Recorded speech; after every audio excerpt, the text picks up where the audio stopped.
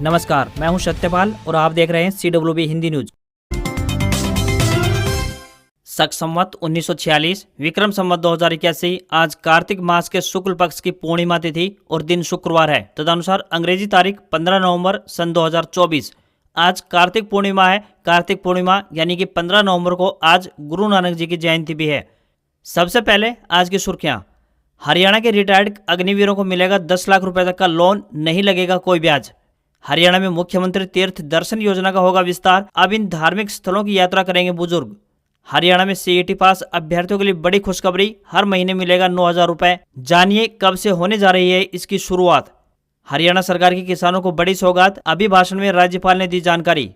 हरियाणा सरकार का बड़ा फैसला, SC आरक्षण में वर्गीकरण लागू करने का आदेश जारी। हरियाणा की नायब सिंह सैनी सरकार प्रदेश के 2 लाख लोगों को जल्द ही देगी 100 गज के प्लाट। राजधानी दिल्ली में कम कीमतों पर मिलेगा अपना घर, 14 नवंबर से शुरू हुई बुकिंग। हरियाणा के कुरुक्षेत्र में होगा अंतर्राष्ट्रीय गीता जयंती महोत्सव का आयोजन, 28 नवंबर से 15 दिसंबर तक होगा आयोजन। दिल्ली में एयर क्वालिटी गंभीर, 5वीं तक स्कूल ऑनलाइन लगेंगे। निर्माण कार्य और तोड़फोड़ पर लगी रोक, NCR से आने वाली बसों की एंट्री भी बैन। भारत ने पिनोक रॉकेट लॉन्चर का सफल परीक्षण किया, इसमें 44 सेकंड में 12 रॉकेट दागने की क्षमता। राजनाथ बोले अब सेना और मजबूत होगी। कैरेबियाई देश डोमिनिका PM मोदी को सर्वोच्च राष्ट्रीय सम्मान देगा। कोविड में 70,000 वैक्सीन भेजी थी। मोदी को अब तक 14 देशों ने दिया सर्वोच्च सम्मान। और थर्ड जनरेशन होंडा अमेज नए लुक और एडवांस फीचर के साथ डिजायर से होगा मुकाबला। होंडा अमेज की कीमत 7.5 लाख रुपए, एक शोरूम शुरू होने की उम्मीद। और अब खबरें विस्तार से।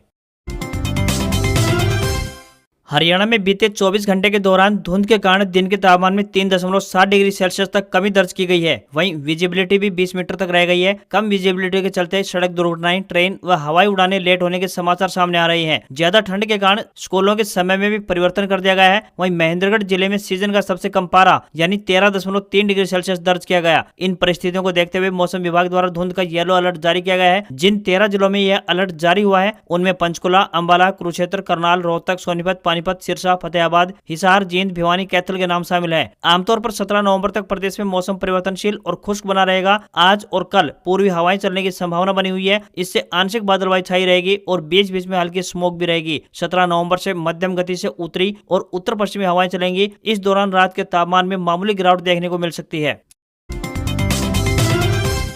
Indian red cross society Chandigarh द्वारा नर्स, एम्बुलेंस ड्राइवर और अन्य पदों पर भर्ती के लिए आवेदन मांगे गए हैं। आपको बता दें कि ये भर्तियां प्रोजेक्ट आधार पर 1 साल के लिए की जाएंगी। जो भी उम्मीदवार इन पदों के लिए इच्छुक हैं वह रजिस्टर्ड डाक या फिर ईमेल के माध्यम से अपने आवेदन जमा करवा सकते हैं। आवेदन करने की आखिरी तारीख 19 नवंबर 2024 है। डॉक्टर के लिए आवेदक MBBS, MD या BAMS धारक होने चाहिए। वहीं नर्स के लिए आवेदक GNM या BSc धारक होने चाहिए। वहीं फार्मासिस्ट सह एडमिनिस्ट्रेटिव स्टाफ के लिए आवेदक B फार्मा या डिप्लोमा इन फार्मा होना चाहिए। वहीं एम्बुलेंस ड्राइवर सह सपोर्ट स्टाफ के लिए उम्मीदवार के पास हैवी व्हीकल ड्राइविंग लाइसेंस होना चाहिए तथा कम से कम उसे 5 साल का अनुभव होना चाहिए। आवेदकों को कोई भी आवेदन शुल्क जमा नहीं करना होगा। न्यूनतम आयु 18 वर्ष और अधिकतम आयु 40 वर्ष तय की गई है। हरियाणा की नायब सैनी सरकार प्रदेश में संचालित मुख्यमंत्री तीर्थ दर्शन योजना का विस्तार करेगी। विधानसभा के शीतकालीन सत्र के पहले दिन ही अभिभाषण में राज्यपाल बंडारू दत्तात्रेय ने सरकार की भावी योजनाओं के बारे में जानकारी देते हुए ये ऐलान किया। राज्यपाल बंडारू दत्तात्रेय ने कहा कि राज्य सरकार द्वारा मुख्यमंत्री तीर्थ दर्शन योजना के तहत बुजुर्गों को अयोध्या में रामलला के दर्शन करवाए जाते हैं। इस योजना के तहत हजारों की संख्या में बुजुर्ग राम मंदिर में रामलला के दर्शन कर भी चुके हैं। लेकिन अब इस योजना का विस्तार करते हुए बुजुर्गों को अयोध्या के अलावा माता वैष्णो देवी तथा शिरडी जैसे अन्य तीर्थ स्थलों के भी दर्शन करवाए जाएंगे। हरियाणा का विधानसभा सत्र शुरू हो चुका है। इसके शुरू होते ही सरकार ने विभिन्न घोषणाएं कर दी हैं। इसी दौरान हरियाणा सरकार ने अग्निवीरों के लिए एक बड़ा ऐलान किया है, जिसके तहत राज्य के सभी अग्निवीर युवाओं को सरकारी नौकरियां देने के संकल्प को एक बार फिर से दोहराया गया है। साथ ही विधानसभा सत्र में घोषणा की गई कि सेना के नौकरी पूरी कर चुके अग्निवीर यानी पूर्व सैनिकों को 5 साल की अवधि के लिए अपना काम करने के लिए 10 लाख रुपए का लोन मिलेगा। पूर्व सैनिकों को यह लोन बिल्कुल ब्याज मुक्त मिलने वाला है, यानी कि इस पर कोई भी ब्याज नहीं देना होगा। वीर उड़ान योजना के तहत इन्हीं पूर्व सैनिकों को व्यावसायिक व कौशल प्रशिक्षण प्राप्त करने के लिए भी हरियाणा सरकार एक मुश्त 50,000 रुपए की राशि देगी। सैनिकों को यह राशि DBT माध्यम से भेजी जाएगी, जिन्हें यह राशि वापस नहीं करनी होगी। ऐसा इसलिए क्योंकि व्यावसायिक ट्रेनिंग लेने के बाद ऐसे पूर्व सैनिक अपना कोई भी रोजगार शुरू कर पाएंगे। हरियाणा सरकार अब पिछड़े समाज की जातियों यानी 36 बिरादरियों के कल्याण के लिए पर्याप्त बजट के साथ साथ अलग अलग कल्याण बोर्ड भी बनाएगी। अगर आपका सपना यह है कि आपका खुद का एक घर हो, तो इस सपने को धरातल पर उतारने का काम अब हरियाणा सरकार करने वाली है। प्रदेश की नायब सिंह सैनी सरकार प्रदेश के 2 लाख लोगों को जल्दी ही यह नायाब तोहफा देने वाली है। इस योजना के तहत जमीन से वंचित लोगों को सरकार द्वारा गाँव में ही 100 वर्ग गज के प्लाट देने की तैयारी की जा रही है। इसी विषय में हाउसिंग फॉर ऑल विभाग के महानिदेशक जे गणेशन द्वारा अधिकारियों के साथ एक बैठक कर उचित दिशा निर्देश जारी कर दिए हैं। महानिदेशक ने जानकारी देते हुए बताया कि मुख्यमंत्री ग्रामीण आवास योजना के तहत प्रदेश के उन गरीब वंचित परिवारों को मकान बनाने हेतु प्लाट दिए जाएंगे जिनके पास खुद का कोई अपना घर नहीं है। जय गणेशन ने इस योजना के विषय में अधिक जानकारी देते हुए कहा कि यह मुख्यमंत्री नायब सिंह सैनी की फ्लैगशिप योजना है। इसके लिए सभी प्रक्रियाओं को जल्द से जल्द पूरा किया जाए ताकि वंचित लोगों को इसका लाभ दिया जा सके। मुख्यमंत्री द्वारा निर्देश दिए गए हैं कि जिन स्थानों पर 100 गज के प्लाट दिए जाएंगे वहां शहरों की तर्ज पर सभी मूलभूत सुविधाएं जैसे कि पक्की सड़क, बिजली, साफ पीने का पानी, स्ट्रीट लाइट, सौर ऊर्जा पार्क और ओपन ग्रीन स्पेस जैसी सुविधाएं दी जाएं।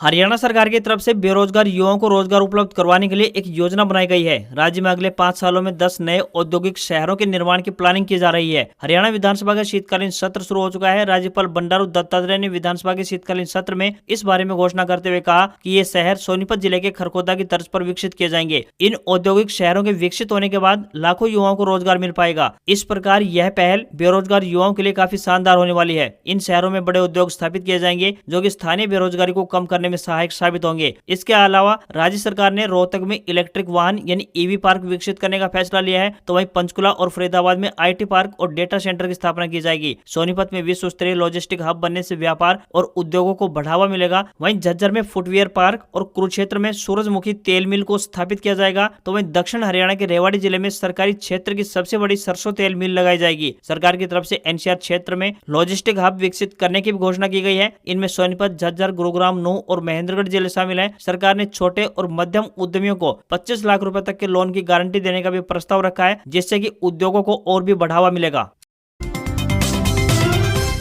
हरियाणा में ग्रुप सी और ग्रुप डी की सरकारी भर्तियों के लिए संयुक्त पात्रता परीक्षा यानी सीईटी को अनिवार्य किया गया है। यानी अब सरकारी नौकरी पाने के लिए युवाओं को संयुक्त पात्रता परीक्षा को पास करना होगा। ग्रुप सी के लिए उम्मीदवारों को 2 परीक्षा देनी होती है, जिनमें प्री और मेंस परीक्षा शामिल है। वहीं ग्रुप डी में युवाओं के लिए एक ही परीक्षा आयोजित होती है। इसके आधार पर ही उन्हें नौकरी मिलती है। अभी तक हरियाणा सरकार की तरफ से ग्रुप सी और ग्रुप डी के लिए एक सीईटी आयोजित हुआ है। सीईटी के आधार पर ग्रुप सी और ग्रुप डी के विभिन्न पदों पर भर्तियां हो चुकी है। अब युवा अगले सीईटी के इंतजार में है। आयोग और सरकार लगातार इसकी तैयारी में लगी हुई है। अभी सीईटी में कुछ संशोधन होने वाले हैं, इसके बाद ही रजिस्ट्रेशन प्रक्रिया प्रारंभ होगी। फिलहाल सरकार बेरोजगार युवाओं के लिए एक योजना लेकर आई है। सीईटी क्वालिफाई उम्मीदवारों को हर महीने 9,000 रुपए मासिक मानदेय दिया जाएगा। राज्यपाल की तरफ से घोषणा की गई है कि जो उम्मीदवार सीईटी को पास करेगा, यदि उन्हें 1 साल तक नौकरी नहीं मिलती है तो अगले 2 साल तक उन्हें सरकार की तरफ से 9,000 रुपए मासिक मानदेय प्रदान किया जाएगा। सरकार की इस नई घोषणा को सीईटी भत्ता योजना के रूप में देखा जा रहा है। यह योजना अगले सीईटी के बाद शुरू होगी।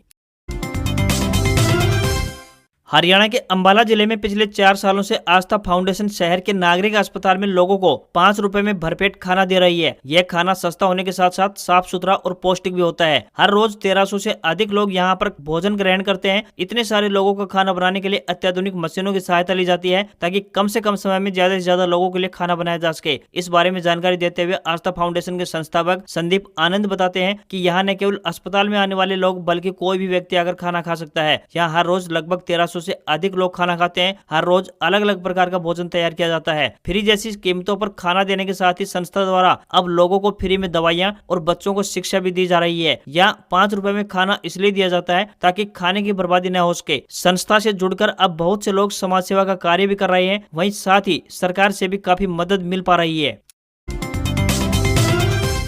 अगर आप भी अपना घर लेना चाहते हैं और इस सपने को पूरा करने में अगर आर्थिक परिस्थितियां आड़े आ रही हैं, तो आज की ये खबर आपके लिए अहम होने वाली है। दिल्ली डेवलपमेंट अथॉरिटी यानी डीडीए द्वारा नई योजना को लॉन्च किया गया है, जिसके तहत विभिन्न स्थानों पर 25,000 फ्लैट्स उपलब्ध करवाए जाएंगे। 14 नवंबर से इसकी बुकिंग प्रारंभ हो चुकी है। डीडीए सस्ता घर आवास योजना 2024 के तहत रोहिणी सेक्टर 34 एवं 35 में 250 से अधिक एनआईजी फ्लैट 12 लाख रुपए से लेकर 14.5 लाख रुपए के बीच की कीमत पर बेचे जाएंगे। द्वारका मंगलापुरी में 180 ईडब्ल्यूएस फ्लैट बेचे जाएंगे। जाएंगे, जिनकी कीमत 32 लाख रुपए से लेकर 35 लाख रुपए निर्धारित की गई है। सबसे ज्यादा 1800 से अधिक फ्लैट नरेला सेक्टर A1 और A4 में बेचे जाएंगे। इन EWS फ्लैट्स की कीमत 18 से 20 लाख रुपए निर्धारित की गई है। केवल 11.5 लाख रुपए की कीमत के अतिरिक्त फ्लैट्स नरेला, सिरसपुर, लोकनायकपुरम और रामगढ़ कॉलोनी में भी बेचे जाएंगे। दिल्ली विकास प्राधिकरण द्वारा इसके पहले चरण के तहत भी फ्लैट्स की बुकिंग की गई थी।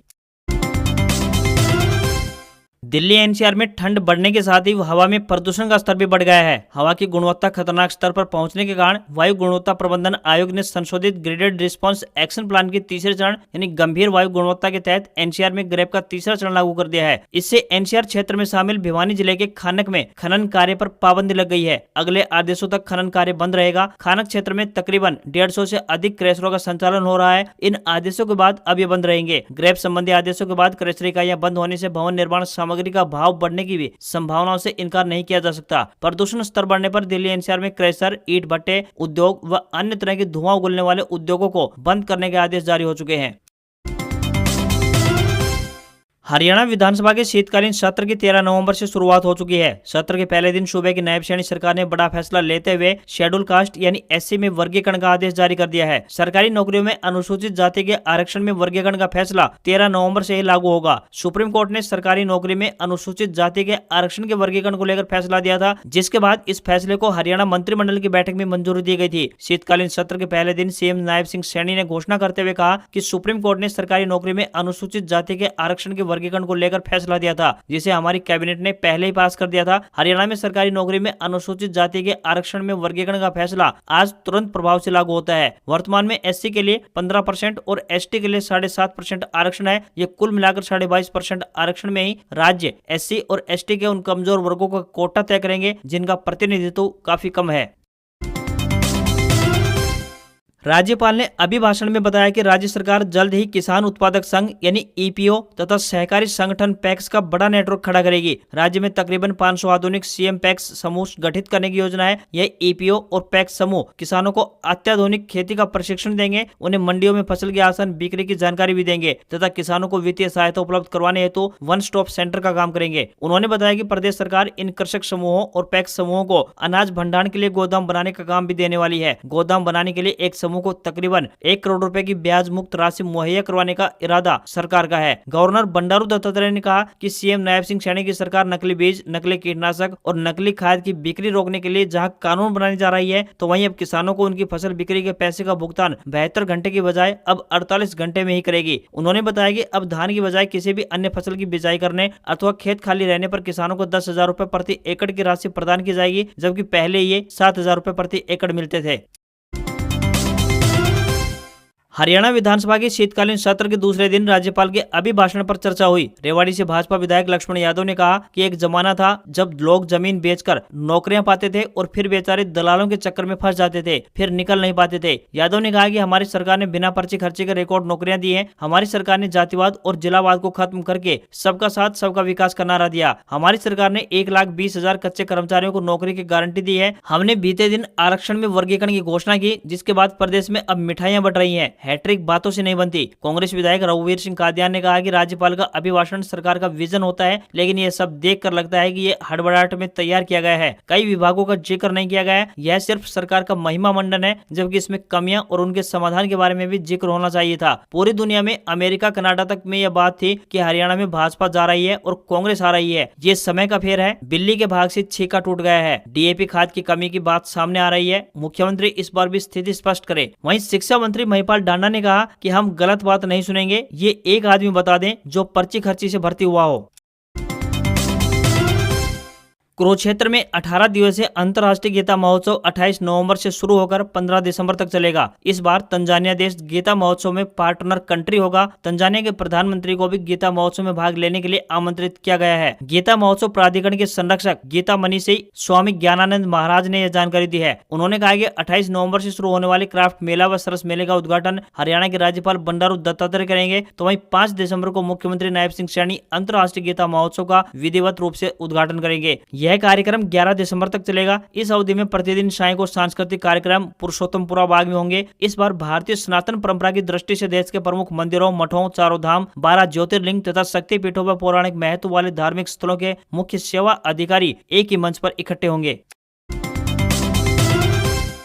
सेंसेक्स 110 अंक की गिरावट के साथ 77,580 के स्तर पर क्लोज हुआ, तो वहीं निफ्टी में भी 26 अंकों की गिरावट रही और ये 23,532 के स्तर पर बंद हुआ। हिंदुस्तान यूनिलीवर, आईटीसी, एनटीपीसी और पावर ग्रिड ने बाजार को सबसे ज्यादा नीचे गिराया, जबकि Reliance, HDFC bank, Kotak Mahindra bank और महिंद्रा एंड महिंद्रा ने बाजार को ऊपर खींचा। सोने व चांदी की कीमतों में बड़ी गिरावट देखने को मिली। 10 ग्राम 24 कैरेट गोल्ड का भाव 1521 रुपए गिरकर 73,739 रुपए पर आ गया। चांदी की कीमत में भी गिरावट रही और ये 2644 रुपए गिरकर 87,103 रुपए प्रति किलो हो गई। दिल्ली में 10 ग्राम 22 कैरेट सोने की कीमत 69,500 रुपए और 10 ग्राम के 24 कैरेट सोने की कीमत 75,800 रुपए पहुंच गई है। आज खबरों में बस इतना ही। देखते रहिए आपका अपना हरियाणा का सबसे बेहतरीन news channel CWB Hindi news. नमस्कार। इसी आशा के साथ आपका दिन शुभ रहे।